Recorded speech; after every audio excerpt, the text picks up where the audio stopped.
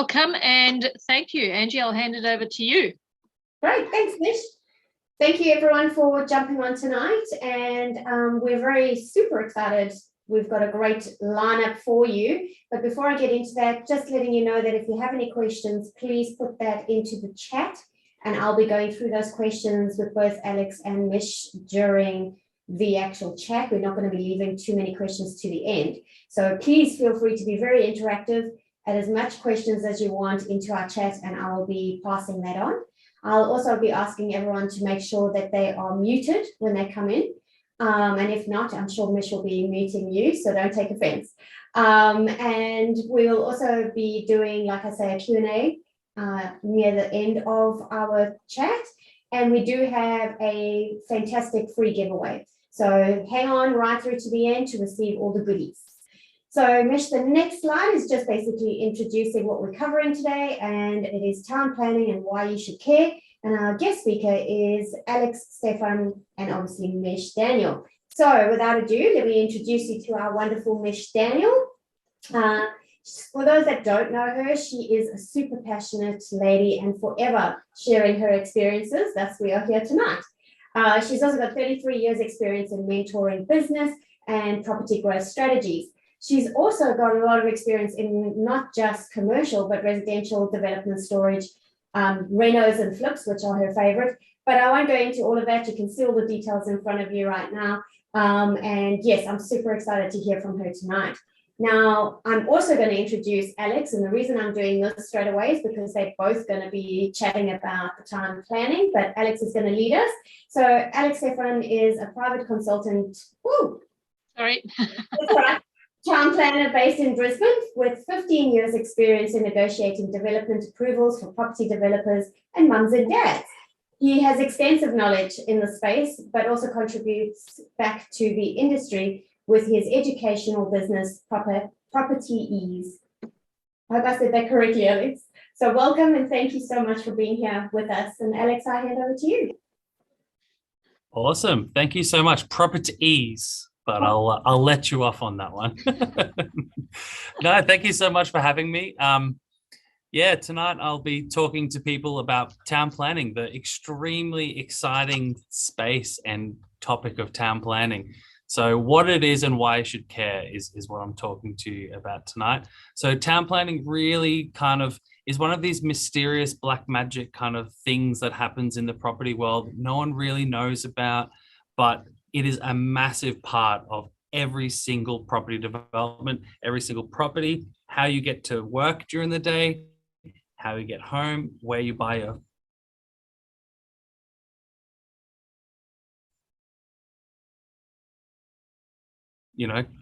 groceries from point in time has made it happen. So not that I'm talking about all of that tonight, but I'm talking about town planning and why you should be looking at it from a property developer and investor point of view.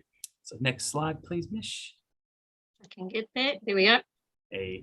Of course, disclaimers.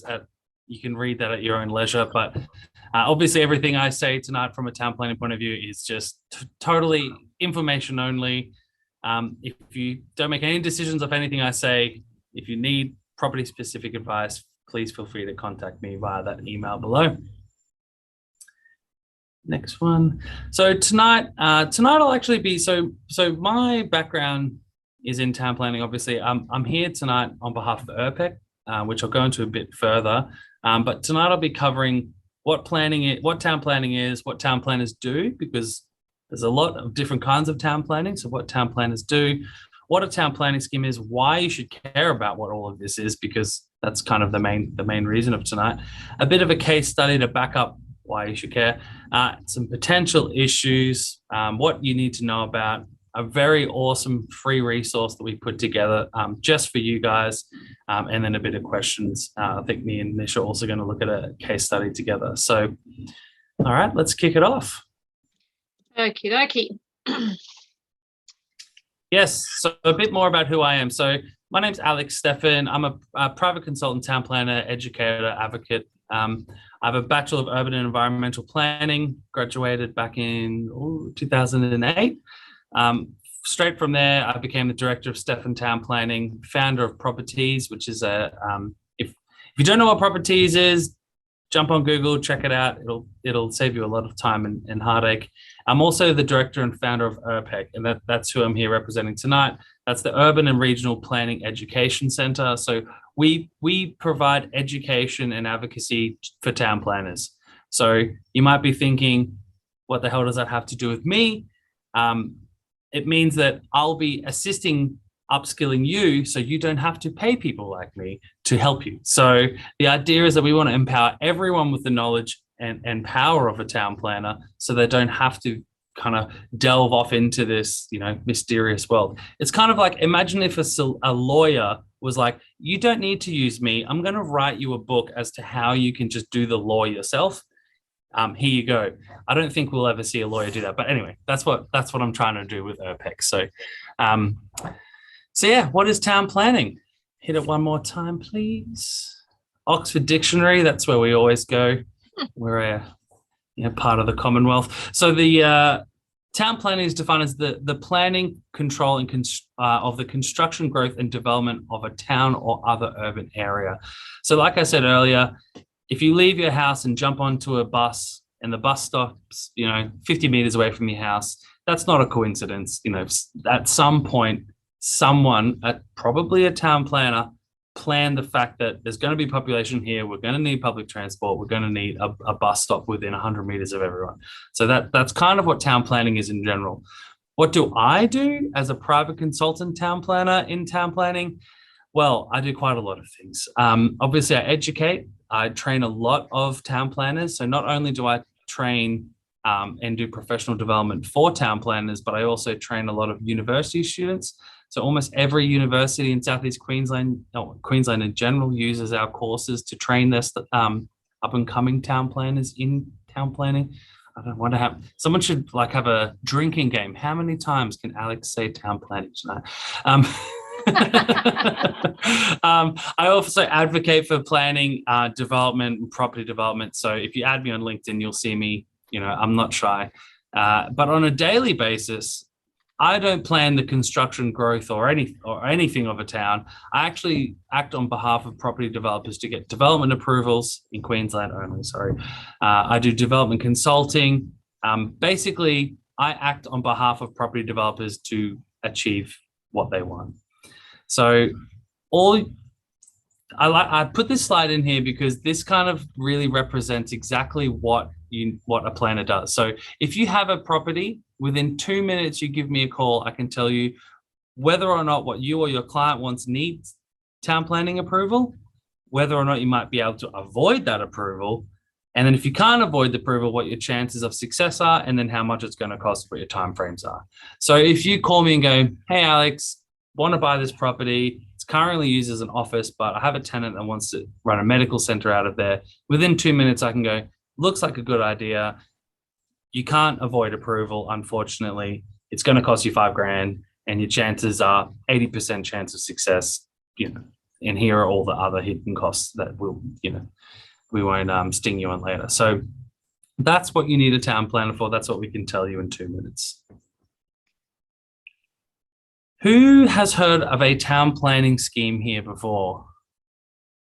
Mish, I'm sure you've heard of it. Oh yeah, plenty. I'm waiting for anybody else to chuck a comment in there. Look.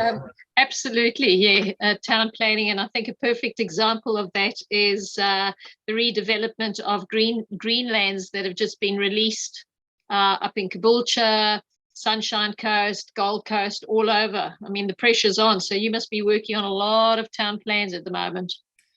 Yeah, the amendments of planning schemes are just a huge task. It takes I'm going to say 3 to 5 years to amend a planning scheme, because that planning scheme document essentially sets out the rules and regulations of the population growth from that point for the next 10 to 15 years. So a planning scheme really controls what you can and cannot do with a certain parcel of land.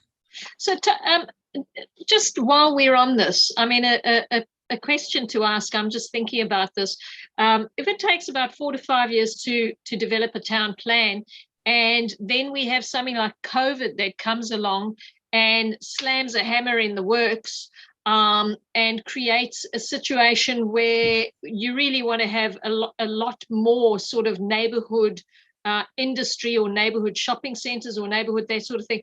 How does that affect you? Do they take that into consideration? Have you been experiencing that of late? That is an extremely good question. The unfortunate part of planning is it's extremely inflexible. So we have a performance-based scheme, for example, in Queensland, and that basically, so a great example, I always use Airbnb as the example. So Airbnb, so the city plan 2014 came out. Airbnb, probably became popular around the same time, but the planning scheme was worked on for 5 years before then. So by the time the planning scheme got adopted in Brisbane, Airbnbs were a thing, and then there was no definition for an Airbnb under the planning scheme. So they all fell under a hotel use. So like the short-term accommodation. Now all of a sudden there's this people are trying to set up these commercial use hotels in their backyard, and council's going, no, we'll never approve that. Why would we ever approve that? And we're almost 10 years later, they still haven't changed it. So what does Airbnb fall under now? Because I mean, if you've got a 5-bedroom house and you're using 3 of those rooms and you want to Airbnb 2 of them, what stops you from doing it? Yeah, so there's a lot of issues. So that particular scenario that you just said, that would become a bed and breakfast, so a home-based business. But if you just had like a unit in Surfers Paradise and wanted to rent it out on the weekends to someone else, you're not there, it's completely theirs. Yeah. And then the definition under the regulation, which came out in 2017, is party house. Party house. Yeah. Whoa. Don't tell your tenants. so you can imagine you're like, hey, what I want to do, council and community, I want to establish a party house here. Like, I don't know what they were thinking. Anyway, this is, we could go very deep on the problems of planning and politics, but so this is the problem of how long it takes a planning scheme to be created. And then, for that particular example, how long it then takes the actual state legislation to catch up. So it's like, it's a never ending battle, but that's why I'm here. Our job is to go, hey, council, yes, this is a party house, but it's not that kind of party house. This is what it is. This is why you should approve it. And here's, a 400-page document as to why it should be approved tomorrow. So that's what we do. That is really interesting, because you have these Airbnbs in certain areas where people do go and they rip the house apart and they have a roaring party for the weekend and they leave the house in a schmozzle. Yeah. So it would be very interesting. I mean, I wonder whether they know that the zoning is a party house before they even start, because that should be covered under insurance. Yeah, well. Check into next month's webinar all about insurance.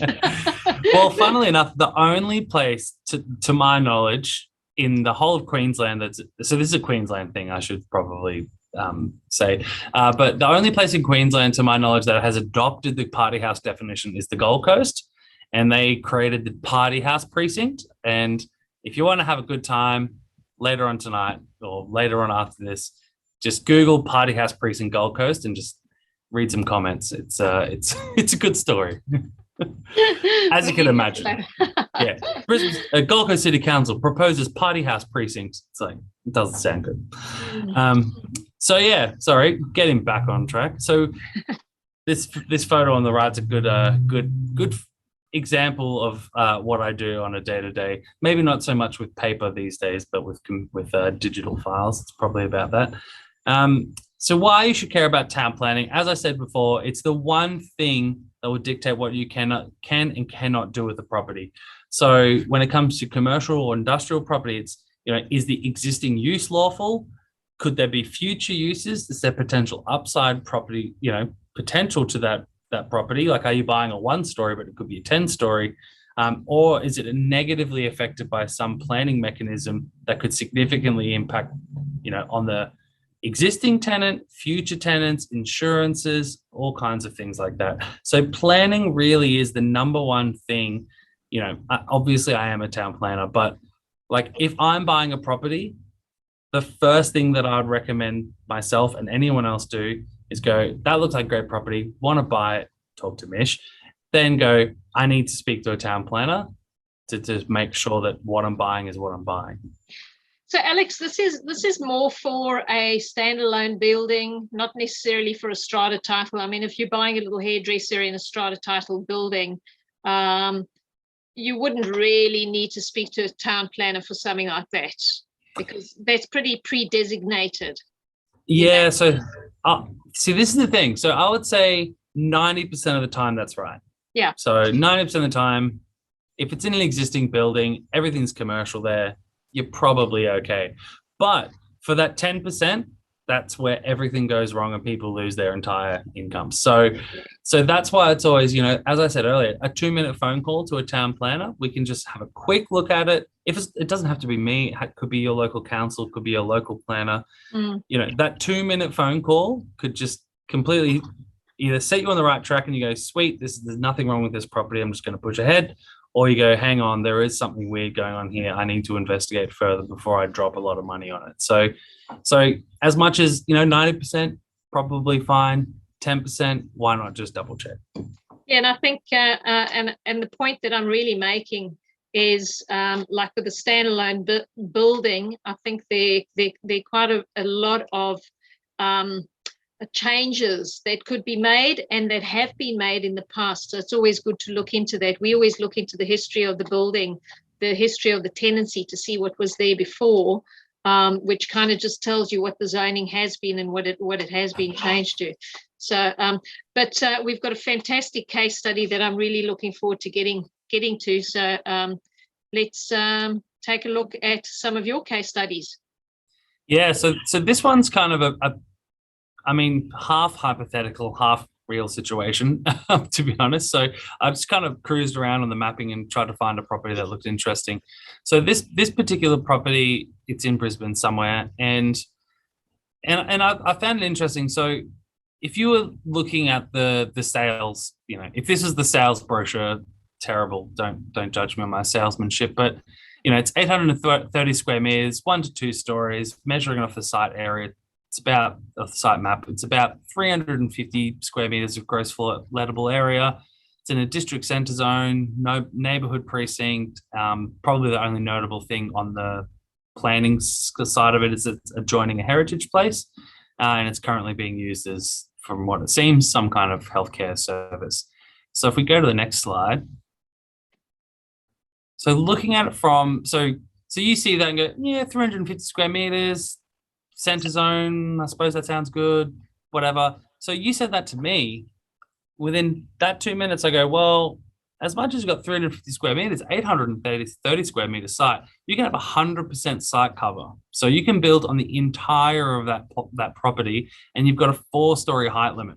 So you've actually, as much as you're only using, 350 square meters, it's actually got 3,300 square meters of potential gross floor area. So that gives you this immediate huge uplift. So you're not just investing in this little corner shop, you're actually investing in a site that, when the demand is there, it might not be immediately, but when the demand is there, then you can go up 4 stories, and council want you to do that. You're also allowed to build right up to both street frontage. You can have active street frontages, so you can have shops, hairdressers, whatever you want. It's not just like a medical use. You get car parking reductions because you're within a certain proximity to a busway station. So instead of needing, 2 basement levels of car parks, you only need 1, which is a huge cost saving.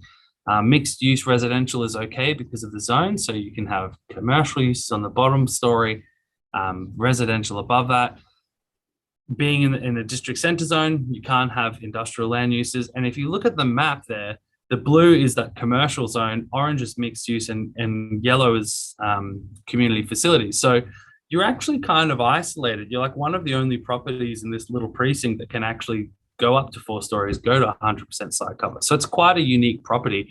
And this, not like, for anyone to figure this out, this is, 500 pages of town planning documents that we kind of filter through all day, every day. So if you go to the next slide. Alex, I just want to ask you a question about something like this, because we see a lot of these types of properties when we're looking at properties, and we always see development approval, so or development potential. Now, I often say to my clients, don't be fooled by that, because development potential means subject to council approval, number one. And number two, development potential doesn't mean development approval. So let's just discuss the transition from seeing this property as is to getting that actual development approval, because you've got the DA and then you've got the building approval that you still need to go through. So for a building like this, what would the cost be to get to the development approval and then the building approval after that? Yeah, so I do run through a couple of the issues with this kind of stuff in a couple of slides, but in terms of like the actual costs, like, so things are subject to council approval. Sorry, so hang on, I'll just, so that's what it looks like on the left. That's what it could look like on the right. So that's kind of the level of uplift that you're looking at. So go to the next slide. So when we're talking about, if you see a listing that says this is, 1 story, 2 story, up development potential up to 4 stories, STCA, subject to council approval. Yeah. So that's, if you see that, or development potential, talk to a council or something, that's when you should be calling a town planner, because they could be completely full of it. I'm sorry to say, but like, we get it, I reckon, at least 1 or 2 inquiries a day where someone goes, hey, I want to buy this property. I want to run so we've got one in Brisbane. I want to run my hairdressing salon out of it. And I spoke to council. They said, talk to a town planner. And then the agent said, it's fine. What should I do? And then I look at it and go, no, you can't do that. I mean, we can try, but we could also try to get a nuclear power facility approved there. And that's not going to happen either. Like, that's how unlikely this is.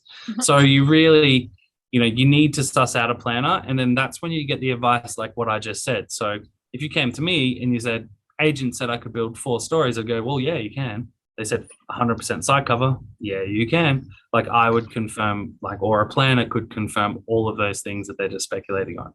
So if we're looking at that property, yes, it's subject to council approval, but what could the actual planning issues be? So what happens if it was in a low density zone? So this is something that happens all the time. And I'm just going to leave that one there because that's what me and Mish are going to talk about later with the case study. But that particular property, it does adjoin a heritage place. So what does that mean? Can we still build 4 stories? And the heritage place is actually a school. So what does that mean? Like, are these things that are going to actually make it, well, it can be 4 stories, but no, now it can only be 2. And that is actually a reality. So if you wanted to lodge an application there, yes, it says 4 stories, but because it adjoins a school and a heritage place, generally council will want you to transition the height from that heritage place to your property. So as much as it's zoned for 4 stories, you might end up looking like something like, 2 stories, 3 stories, 4 stories. And then that total lettable area that you thought was going to be 3,300 is now, 2,000. So you really got to be aware of those kinds of potential planning issues. Ongoing from that, I'm going to say probably the biggest issue in planning at the moment is servicing and refuse collection. You would think, yes, your bins will get picked up at some point in time. If a delivery comes, it'll get dropped off somewhere. But that weirdly has become the massive issue. So for this particular site, it is quite small. It's only 830 square meters. I'm going to guess it was 20 meters wide. So now we need to have a big refuse truck, like a big RCV, come onto the site, turn around, and then leave in forward gear. And how are we going to do that whilst having a building with shops out the front? Like, do we go down the laneway? Is there enough room to turn around? Is the laneway wide enough? Will the contractors give us the okay for that? So that actually would become a massive issue. So this whole redevelopment of this site, the potential uplift could be completely gone because of a loading bay. So this is like the level of tiny little detail that can really impact on these properties, and the list is endless. Like, this is just a couple of dot points after looking at this for 5 minutes. Once you go through a full planning scheme assessment, which is like 530 pages of documents, then that's where it's like, okay, well, this is a problem. This is a problem. Overlooking, shadowing, screening, and it's not all that glitters is gold. That's if you see a listing and it says, currently this big, could be this big, subject to council approval, it's probably worth talking to a town planner and actually sussing it out a little bit. Digging a bit deeper, absolutely. Yeah. So what else would a town planner recommend being cautious of? So whenever I do these kinds of things, I always think like if I was buying, and I do, and like if I was buying a property, what would I be looking out for, knowing what I know and dealing with this all day, every day for the past 15 years. So one of the big ones is overlays that could affect your insurances and future tenants. So I kind of touched on this earlier. You could have a property very relevant right now in Brisbane where it says that it's affected by a flood, for example, and you go, no, it's never flooded there. The tenant said it's never flooded. They've been there for 40 years. You could buy that property. Next day, you have, what's happened in Brisbane right now, a massive flood event, and all of a sudden, your tenant clears out, they go bankrupt, they don't pay you any rent, and the next one comes in, you're trying to find a new tenant, and no one wants to take it because it just got flooded.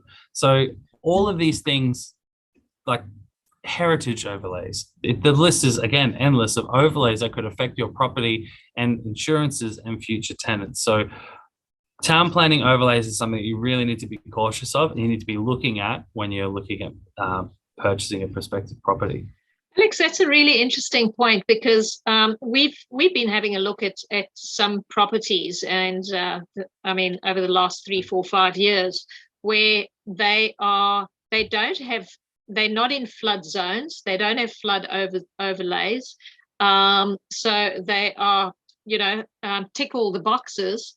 You have a flood like we've just had recently, and these properties have actually gone underwater. Now, the last time it flooded was like this was in 1947, I think the date goes back. So what does that actually do? I mean, despite the fact that you've got a whole lot of tenants that are up in arms and wanting to leave and insurance and all that kind of stuff. But I mean, going forward, what does council do? Do they now reset the floodplains and rezone that property as a flood risk? Yeah, they do. So fortunately and unfortunately, there's been one case of this happening in my lifetime and probably since town planning's been around, which is the 2011 floods in Brisbane. So prior to that, they had flood modeling and it was very, accurate for the modeling that they had and the data that they had. But when 2011 came around, it kind of blew all of those predictions, depending on where you were in Brisbane, out of the water. Like it was 4 meters deeper over here and 2 meters shallower over there. So yeah, they completely redid the flood modeling and it changed, within a temporary planning instrument a year later. So yeah, if it floods now, if it flooded today and it's not in any flood overlays, then more than likely it's soon going to be in a flood overlay. So, as a town planner, and certainly not any kind of advice, but you would think, well, this property flooded, it's not in any flood overlays. Right now on paper, it looks like pretty solid.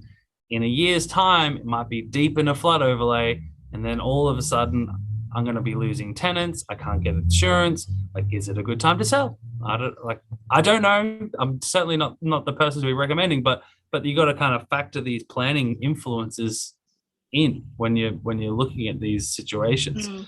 Yeah, it's a bit scary, all the flooding. Well, I think it's going to be massively interesting to see what's going to happen down the line in the next 3, 4, 5 months with so many of these properties that have never, ever been affected by floods that are now suddenly affected by floods. So very interesting to see what it's going to do to the value of those properties, how the valuers are actually going to look at those properties for revaluation purposes, and the fact that they have been affected by floods. I mean, realistically, this is a flood that's hit us once in 60, 70 years, over 70 years.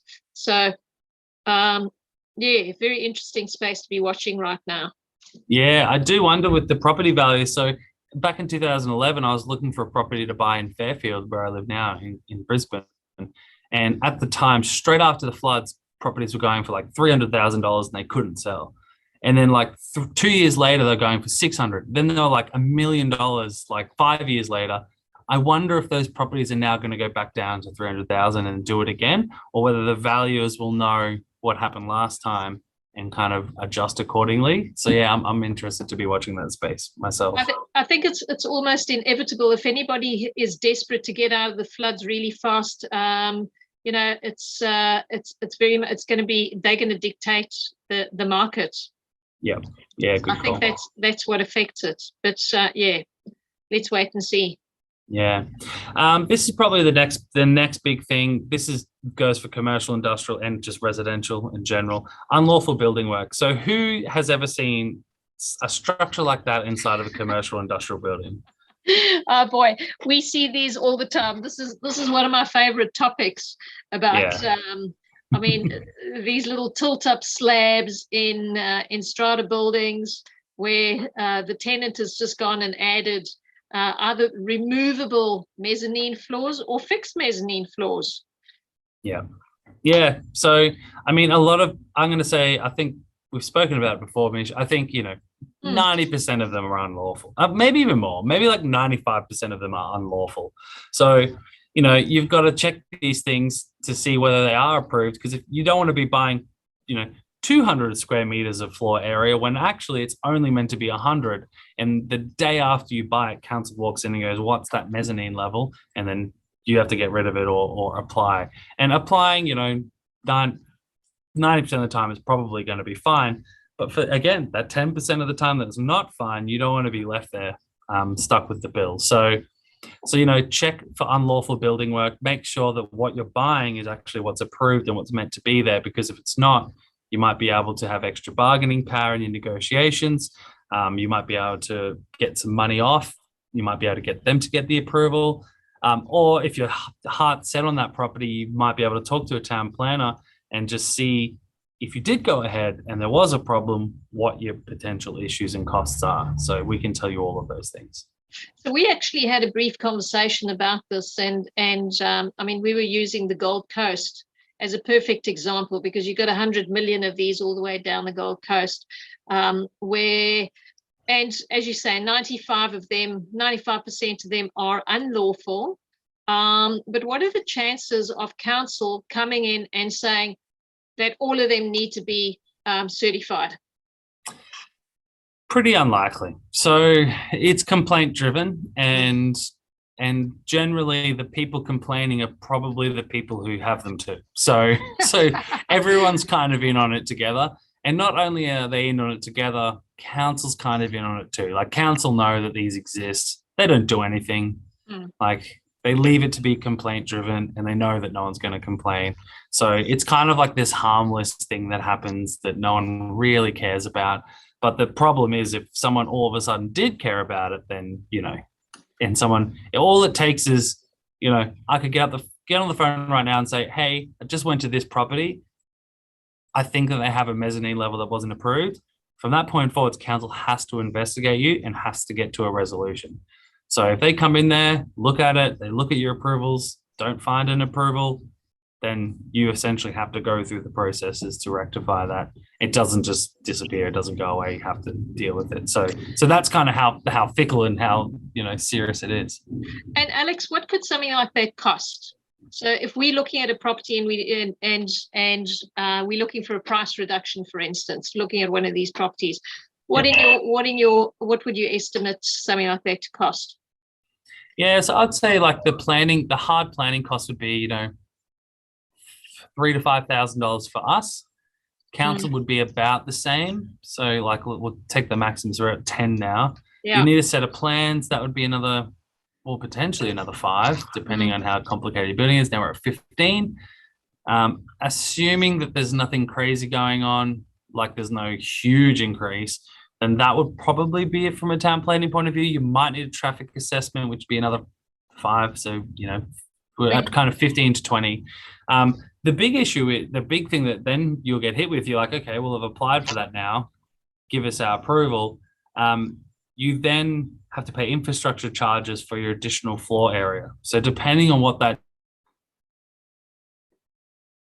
square meter of the new use, if it's a gym, it could be $200 per square meter. So you just, that's where like the cost could then go. You're like, okay, cool. I got my approval. It cost me $20,000. I'm very upset about that, but I'll live with it. And then you get your approval, and with the approval comes another bill for $40,000. So that's the one you got to watch out for. It can definitely be a game changer with this kind of buying stuff with unlawful building work. Okay, so good to know when you're looking at buildings with those illegal mezzanines. Yes. So actually, before I start on this one, another thing to note with the last one. So unlawful building work, just say you had to get approval for your building work. You have to, and we have to apply, you have to get consent from every single other unit owner to actually lodge that application. So that's also where we see a breakdown in these things. So the other one that we really encounter a lot, and this is a problem across the board, I've never seen a solution or this go well, but car parking that's listed on a community title scheme conflicting with a development approval. So if you hit if you hit one more. Yep. So yes. So more often than not, you might sign up and buy a property that says you own this tenancy and you own the number of car parks that are in that yellow, that are highlighted in that yellow. So you go, cool, I'm getting, 30 car parks and 200 square meters. I'm happy with that. Everyone else has one car park, but I don't care because it says this on my community title scheme. You buy it, and then again, a week later, someone complains that they don't have a car park, and then they look back at your development approval and actually realize you only really have 10. So all of those car parks get stripped away from you, and you're only left with 10. So you think you're buying this great thing, and then you end up with something negative. That happens a lot. It happened. I own a unit. It happened in the units that I live in. It's just what happens, and you just got to be cautious of it. So if they're saying that you get X amount of car parks, check it. Very good to know, and that's one very good reason to engage you if you're buying a building in a strata. Yeah, definitely. So okay. So yeah, outside of, obviously we deal a lot with commercial and industrial development, but town planning outside of just strictly commercial property, what else should be front of mind? I thought it'd be sometimes just talking about town planning gets your mind thinking about, well, hang on, that situation might be a bit different now that I know a bit more about town planning. So firstly, number one thing, the more you know about town planning, the more you're not going to be taken advantage of. So I plead with everyone, don't be that sucker that goes, oh, I'm going to buy this property because it says that it's, I can do 4 stories subject to council approval. Don't be taken advantage of. Be in the know, be an expert. If you're a property developer, property investor, you need to be an expert. I suppose if you're here, you probably are on your way. So, know about town planning, make sure that you call the right people, do your right investigation so you don't get taken advantage of. The other thing about planning is you can find a lot of value in property that other people will just completely overlook. And I do that myself. So I do a little bit of property development myself. And the only things that I'll do are things that are opportunities that only a town planner with an unlimited budget could do, because the unlimited budget is my time. So I don't have to pay myself. So I can find a property that has a planning issue and just, fight it to the death to get it across the line. So if you know a little bit about planning, then you can find these opportunities that other people might not necessarily bother about because they think it's not overcomable. I've got a note here saying avoid potential enforcement issues. So if you buy a property, it's already got the wrong thing there. If you know about town planning, then you're going to avoid council coming down on you. The first thing, a good question for everyone is, has anyone ever received a show cause notice or an enforcement notice or like an action notice or any kind of education letter from a council region about their property? I don't see any show of hands. Any show of hands there? No? That's a good thing. Good people here. So, the first thing that happens if you get an enforcement notice or an action notice is you need to call a town planner. So you need to have someone on call. It's like, I need to call my lawyer, I'm in jail. I need to call my planner, I've got the car park in the wrong spot. So you really need to know about planning so to avoid those potential enforcement issues, because they're expensive and you can go to jail. So people go to jail over town planning issues. Very unlikely, but you could. You need to know about planning. Again, like I said earlier, to be a smart and savvy investor, find opportunities that no one knows about. I always say to everyone, because So when I was younger, everyone was like, "What the hell do you do, Alex? You're a town planner. Like you plan the towns. Like what? Well, like what do you do?" And then now that I'm a bit older, and all my friends are buying property and investing in all this stuff, now everyone's like, "Oh, you're a town planner. You need to be my best friend now." And I say that everyone needs a planner only once. Like if you're, not doing a lot, you only need a planner once in your life. So don't be blind to it when it comes up, because that will ruin your entire life potentially if you buy the wrong thing. So yeah, don't be blind about town planning matters.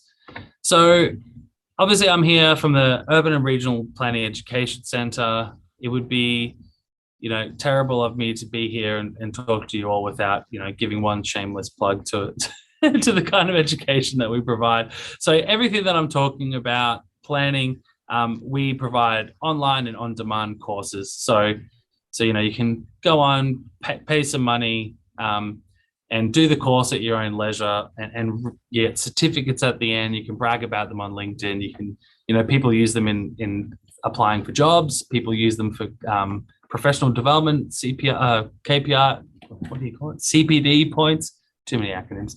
And we have one specific for site finding in Southeast Queensland. So if you're trying to find, for example, a development site in Brisbane, we have a whole course on that. Trying to find a development site in Logan, we have a whole course on that. And then if you want to be a town planner, we have whole courses that we partner with universities on to actually train you to do what I do. So sometimes, we have people who deal with town planners, like property developers who deal with planners every single day. And, they do those courses because they're like, the plan is telling me something. I don't even know what he's talking about. So they do that course and go, okay, well, now I do know what he's talking about. So yeah, there's a couple of our courses there. Just might interest you if you ever want to upskill yourself. And you've got something about koala planning there as well. Do you want to speak a little bit about that? Yes, certainly. So we partner a lot. A lot of our courses are partnered that aren't about specifically planning. We partner with experts in the same field. So we have a whole course on koala planning provisions in Southeast Queensland. We partnered with Newground, Nelson Wills from Newground Environmental Planning, and he's one of the leading experts in koala and heritage conservation. So that is a full deep dive into koala planning. So if you are doing a development and it's potentially affected by some koala habitat, then that course will tell you top to bottom what exactly you need to know. Okay. We also, sorry, yes. Yeah, again, another a good reason to check it out and call on your local town planner or Alex to find out if you do have koala paths. I'm pleased that we don't have to do this for possums. Oh, jeez. Don't get me started. No. I live in a Queenslander in a bushy area, and possums are like the arch nemesis.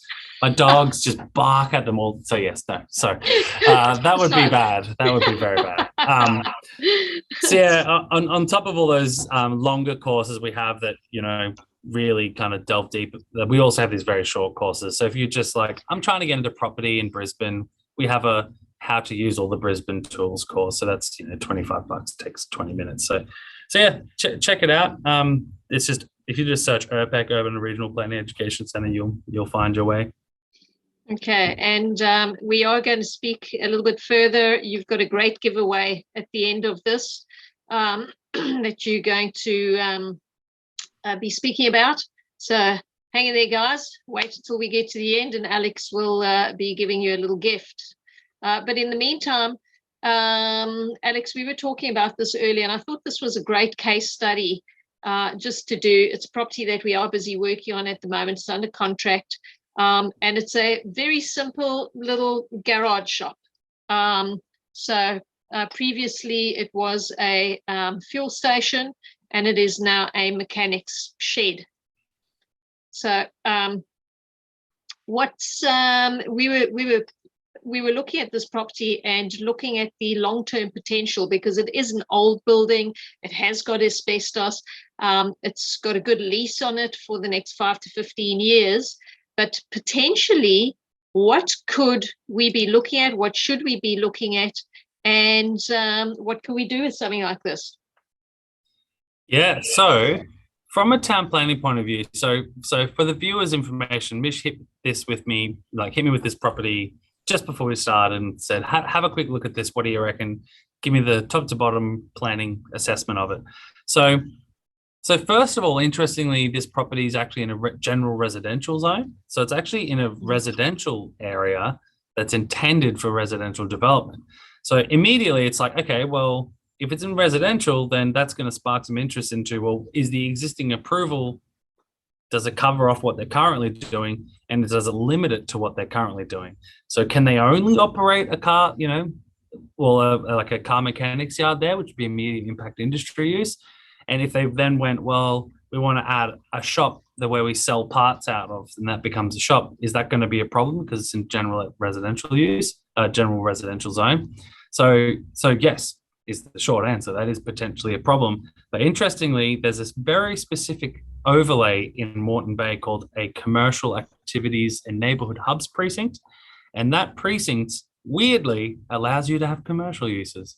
So as much as this is probably an industrial land use, if you did continue to operate that, assuming that it has approval, looking at it, you would assume it does, then in the future, you may be able to redevelop it into some kind of commercial use that serves the local community.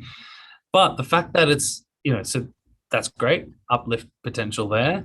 But then looking at it now, if it used to be a service station that's what it looks like, or any kind of car yard or garage, then there's a potential for contaminated land, which is a very big issue. So if they've had petrol tanks, anything like that in the ground that has potentially leaked, that's like complete deal-breaking issue. I've never once had a development where we've found that to be an issue. I've never once had it go ahead. That's how serious the issue is. So that probably sparks another report and investigation that you need to do from a town planning point of view.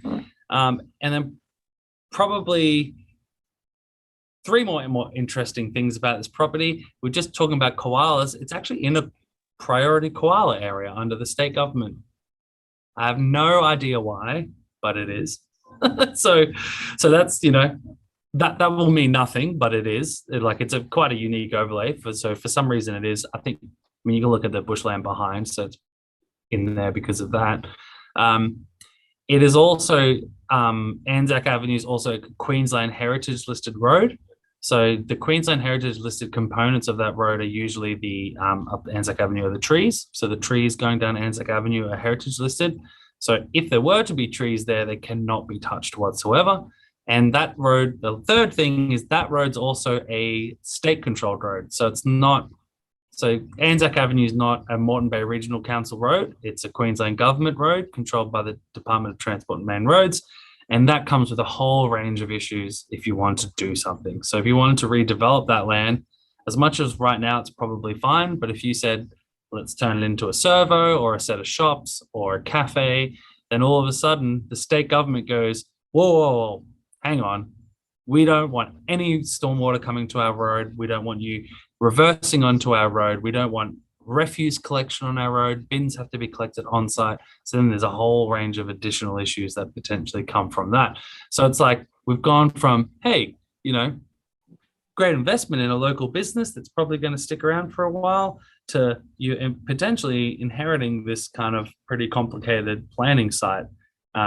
Not to say those issues can't be overcome, because they definitely can. And, we do a lot of stuff along Anzac Avenue, which is why I know all these things. And we generally get good outcomes, but these are the things that you want to know about now and not find out about later on. Okay, Is that a lot? That's a lot.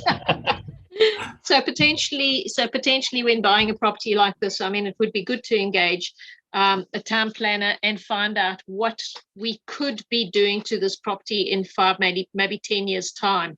And I'm sure it would be affected by the properties across the road, next door, because they've all been converted into industrial, commercial properties. Over time, you can see that it's residential that's been gentrifying into commercial. So I would think that all has bearing on it. Yeah, and you just never know. That this is why it's like, just give council a call, give a planner a call. like that could be just straight in a residential zone. And the day that that tenant leaves, if you can't find another tenant, then you basically have to knock it down and convert it into houses. Like that's the reality of, like, this particular property is in a community hub, so that's fine. But if it just missed that one line in the planning scheme, then you're stuck with a massive house essentially. So these are things you need to be aware of. We'd have to turn it into a party house. Well, I mean, there's kids these days. I don't know who they are, but they might. You could run a good rave in there, I'd say. Absolutely, Alex. So this kind of starts nearing off to the end. However, a couple of questions that I'd like to just go through with you. I think questions of interest would be what we've put up here. How does residential and commercial town planning differ? Yeah, it's somewhat the same. I mean, planning is all the same. Like if you can do town planning in Queensland, you can do it anywhere.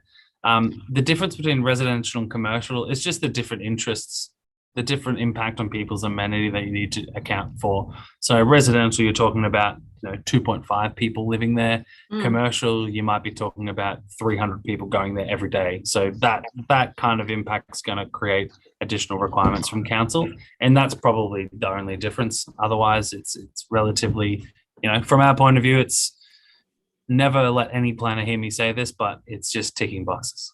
Okay, it's same but different. Yeah. And converting, I mean, we both know that the answer to this question is converting a smaller building into a bigger building. Obviously, make the phone call before you purchase that building. Pick up the phone, speak to a town planner before you even get involved in that, if the intention is to do those sort of works. Yep.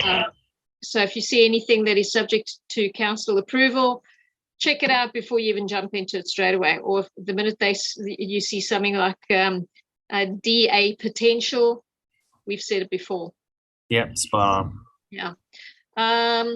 So in terms of costs for, and we get asked this a lot in the due diligence period, what would it cost to have you look at a building before we go to DDs or while we're in DDs? Yeah, it just really depends on what it is.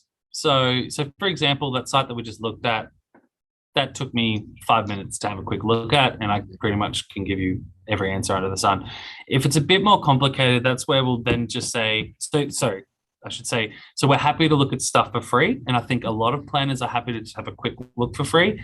But if it then goes like, here's 10 questions that I have, can you answer all of them? Then that's where we would start charging on an hourly basis. And hourly rates for planners can be anywhere from like $120 to $350. So once you get through, once you get to that stage, that's when we would probably just put in a cost for a due diligence report. So our due diligence reports are about $1,200, but they can go up to $3,000 depending on how crazy the site is.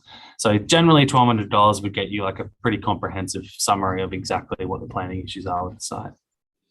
Okay, that gives us a good idea. And in terms of time frame, if you're buying a building and it's, let's say, either vacant or an exiting tenant, and that building could potentially, with a new tenant coming in, there might be a minor rezoning of the building or change of use.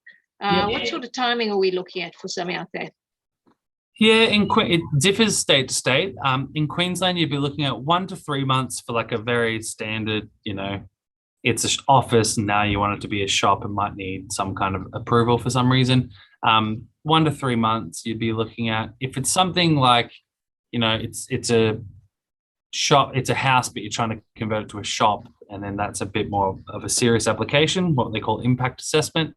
And that's where you'd be looking at like 3 to 6 months easily.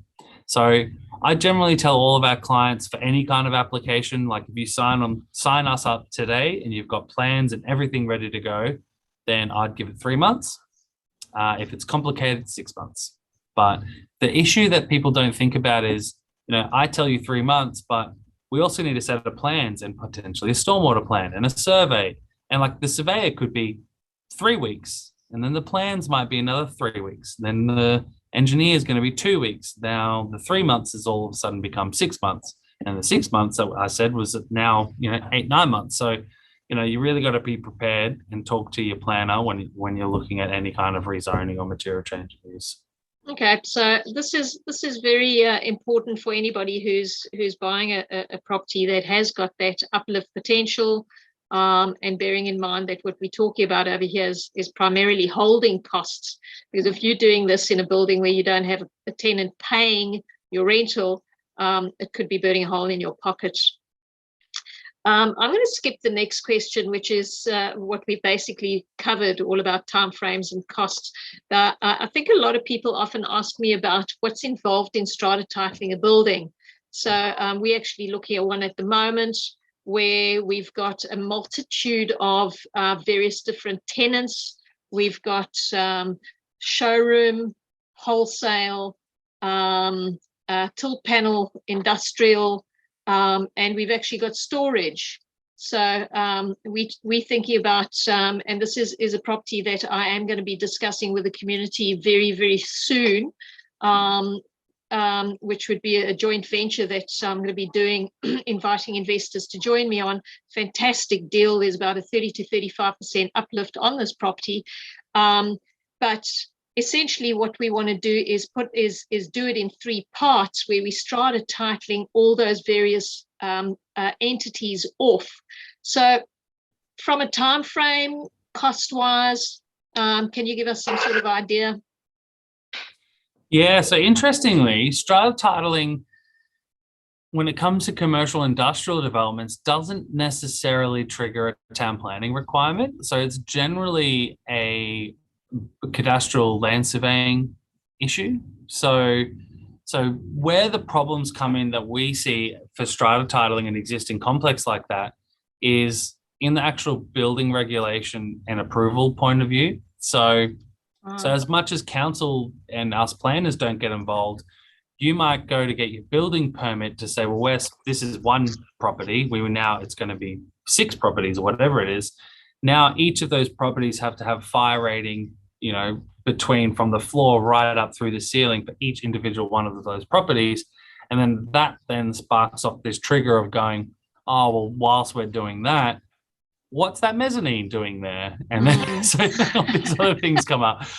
So we kind of end up getting involved in these strata titling jobs. But interestingly, the actual strata titling of it has nothing to do with us. So we'll lodge an application, and instead of it being like a DA for 400 square meters of 4,000 square meters of industrial use, it'll be like, this is for 3,000 square meters of this, 500 square meters of this, 500 square meters. And council don't actually really care about the strata tiling. That happens after. So Unfortunately, I actually can't tell you too much. You probably know more than me. Well, having been through this a couple of times, it's a brush on you, and it's very much the building certifier who gets very involved in this, because with regards, and we've been through it very recently, in fact, where we had to bring in disability ramps and toilets, bathrooms into areas and buildings that have never ever been affected for the last 20, 30 years. They have never had the requirement, and that kind of dented the budget a little bit. Yeah, and see, that's where sometimes, so funny you say that. I've literally just had a job come back to me where they've gone, we never accounted for all the disability access requirements or universal access requirements. And now we have to change this entire part of the building. Is that fine? And it's not fine, because they're adding in a whole nother arm to their building. And so now we have to go back to council again. So as much as the strata titling didn't require any planning input, that by doing it, it sparked all these other things that then now requires our assistance. So there is definitely a dovetail over there when you're doing something like this. Okay, good to know. Now, I know what your answer is going to be for this last question is, what is the biggest mistake that investor makes? But I'll leave you to answer that. Commercial investors. Obviously, not calling that a town planner is probably, the obvious one. Not calling yourself, problem number 2. No, I think it'd just be being blind to town planning. Like as much as, I'm just smashing everyone about what I do. Like that is really the problem. It's people going in blind and just buying a property based on what the agent says it is and just paying full market value for that because they're just completely blind to the fact that there's all these huge hordes of planning and other issues that are in the background that they're completely oblivious to. So that's the biggest problem that we always see. And it's devastating when it happens, when people are like, I just bought this property. I'm going to run my this business out of it that I've been working on my whole life. And I go, well, when does it settle? And they go, oh, it settled like 6 weeks ago. And I'm like, okay, why are you called, huh? And then I have to be the person to say, look, like, this is not going to happen. Like, I'm sorry. You should have called me 6 months ago. So that's the problem. Yeah, like, hang on, you're going to put a vet in where you've had a cake shop? Or there we go. That is spot on. That is like one of the biggest ones that happens because generally, the vet clinics have, overnight stay of dogs and cats and birds is funnily a big issue with the vet clinic. So we always have these ones where people like, it's commercial character buildings in Brisbane where you can operate all these commercial uses except a veterinary clinic where you have birds and cafes. So it's like, any other commercial use is fine, but those two need planning input. So that's too easy. Yeah. Okay, so I'll leave this to you, Alex. Yeah, so I know the planning is an extremely overwhelming, and probably me talking about it probably doesn't help because I'm a fairly excitable guy when it comes to planning. But I know it's complicated. So what we did over at Urban and Regional Planning Education Centre made nice and easy, and we got a checklist for you. So if you go to that link there, it's free for you to download. You can only get it via Revolve Commercial, and it's basically just a checklist that says if you're buying commercial property, tick these boxes. If you've got the answers to these, then you're a step ahead of the game. So you don't have to go into the depths of it all. You don't have to call a town planner. You can just do it. So Angie, I see you've put it into the chat. So for anybody who wants that link, just go to the chat right now. You can copy and paste that into your browser straight away. Thanks, Alex, for giving us a checklist. I think in every area we need checklists for everything. I agree. I'm such an advocate for checklists. It's kind of a little bit depressing at times. It just like, makes your life a lot quicker. Yeah, it's like, hang on, what do we have to do? Is there a checklist for this? There's not a checklist? How do I do it? There we go. It makes life simple. Yeah. I even have a checklist for going away for a weekend. Yeah, I sadly do too. We need to hang out more, I think. Yeah, I reckon we can swap notes on our checklists. Yeah, totally. Cool. So that's my details. Please visit our website, urpec.com.au. Give us a call. Emails better every single day of the week. Email is the best way to get in contact with me or anyone from our business. Follow me on LinkedIn. Add me on LinkedIn. I consistently post great content on there. Most of the stuff I post gets an insane amount of conversation going amongst the planning and development community. So it's always good conversation there. You'll learn a lot. And please visit my planning firm's website and properties, as I mentioned earlier. Okay, Angie, over to you. Yeah, thank you, Alex. That was incredible. I'm always learning. I love coming on these webinars. I learned so much. So, and I am going to hit you up tomorrow. I've actually got a question for you for another property. Yeah, fire away. So I will definitely be calling you tomorrow. And I will email. Email you. And I just wanted to say thank you so much for coming on and assisting us. And we did a fantastic podcast. And even Andrew being we were chatting to him. I was chatting to him today, and he said he had an absolute blast chatting to both yourself and Mish. So thank you so much. That will be broadcast in the middle of the month, everyone. So I will obviously be sending the link out to everywhere. And for those, I have noticed there were a few people that came on a little bit late tonight. Just so you know, there will be a recording sent out as well. And we obviously share this with our community on our webpage. So revolvecommercial.com.au. And you can always see the webinars, past webinars, or replays are always up there as well. Just before I forget, thanks Mish for doing that slide. We do also have the first 5 people that contact my email, same as you, Alex, the email, and say, I want it now, will receive the starter due diligence starter program for free. And we do also, of course, have all of our free lessons, trainings, and so forth. Have a look at our website and click on our Start Here page. And if you have any information that you require from us, or questions, or just have anything of interest, or you want us to speak about something on one of our webinars, please feel free to contact me at angie@revolvecommercial.com.au, and I will make sure that we get to it.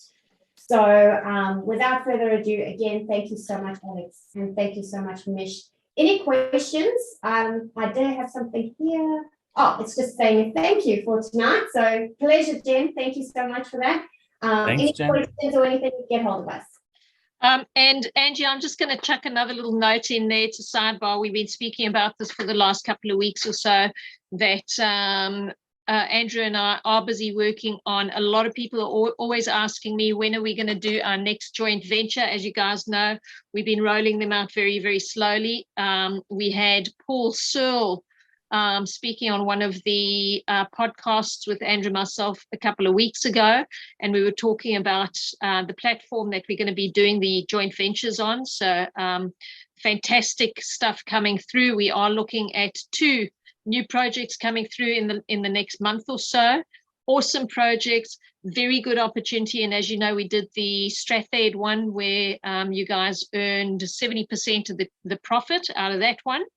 And we're busy doing Curry Street at the moment, which is going gangbusters, and that's way up, which will be giving you a return of around about 35 to 37%. We're looking at another one that we're going to be doing as well. We're looking to secure that in the next week or so. We're kind of right at the turning point of this one. So watch the space. We are going to be talking about a hell of a lot more and inviting you to join us on a webinar to see more about those.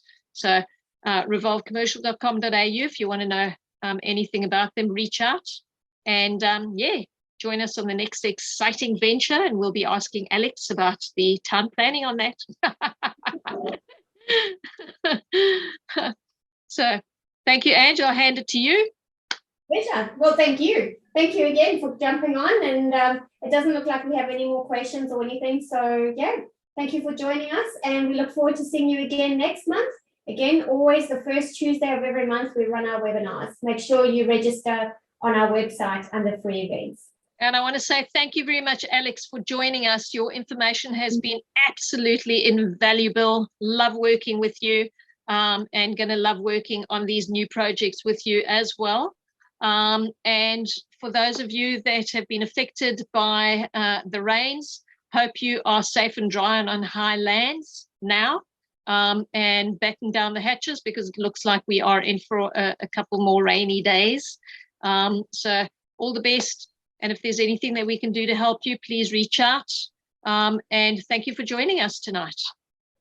Thank you so much for having me too. Great stuff. All right, guys. Thank you all. And keep the space warm and cozy. We'll be doing some exciting new stuff coming up in the next couple of weeks.